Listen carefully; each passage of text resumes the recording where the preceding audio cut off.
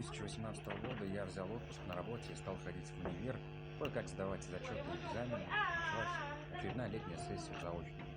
Ночами я готовился, и однажды ночью ко мне в ВК добавилась девушка Настя. Страница была интересная, я тоже ее добавил, написал в личку, завязалась беседа. Настя оказалась общительной и милой девушкой, с которой было приятно болтать. Ей было 18 лет.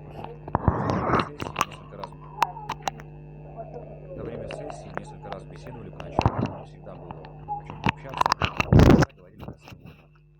Когда я сдал сессию, вышел на работу, мы не могли уже часто переписываться, и общение постепенно прекратилось. И вот спустя почти полгода, в декабре, я решил ей снова написать.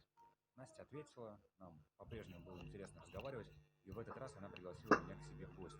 Настя жила в другом городе, в 50 километрах от меня. У меня как раз были выходные, я решил на следующий день поехать к ней.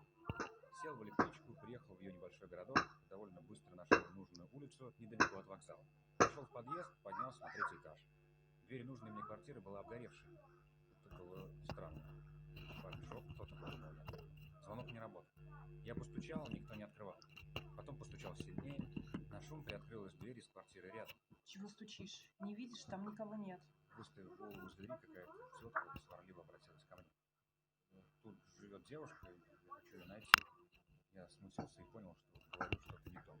Не живет здесь никто, полгода уже. Да, получается, 15 июня.